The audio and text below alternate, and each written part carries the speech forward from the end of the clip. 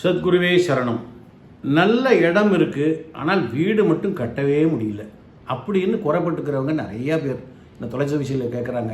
ஐயா, இடம் சொந்த எங்களோட பூர்வீக இடம் இருக்குது, இல்லைனா நான் கொஞ்சம் பணம் இருக்கிறப்போ ஒரு இடம் வாங்கி போட்டேன், ஆனால் அது வீடு கட்டுறதுக்குன்னு பார்க்குறேன், அதுக்கு நேரம் வரல, ஏதோ ஒரு காரணத்தில் தட்டி போய்கிட்டே இருக்குது.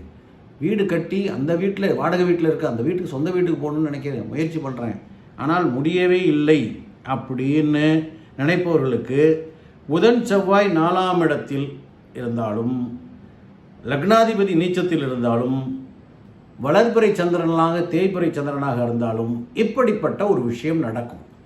எவ்வளவோ குருவி சேர்க்குற மாதிரி பணம் சேர்த்தாலும் அது வேறு ஒரு விஷயத்தில் செலவாயிடும், மருத்துவ செலவாயிடும், வேறு ஒருத்தவங்க வாங்கிட்டு போவாங்க. அந்த வீடு கட்டுறதுக்காக அந்த முன்பணம் கொடுக்கறதுக்கோ அதில் முதலீடு செய்வதற்கோ இவர்கள் வாய்ப்பு இல்லாமல் போயிடும். ஆக அந்த வாங்கி போட்ட இடம் காலி இடமாகவே இருக்கும், வீடு கட்டவே முடியாது. அதில் இன்னொரு விஷயமும் இருக்குது.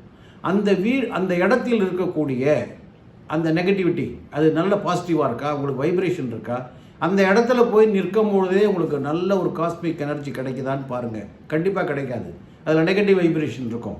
இப்போ என்னை போன்றவர்கள்லாம் பெண்டுலம் வச்சு பார்க்கும்போது இந்த இடத்துல இந்தந்த இடத்துலலாம் ப்ராப்ளம் இருக்குதுன்னு பார்த்து அதற்குரிய பரிகார பூஜைகள் செய்தோம்னா அந்த இடத்துல தாராளமாக நீங்கள் வீடு கட்டுவதற்கு வாய்ப்பு வரும்.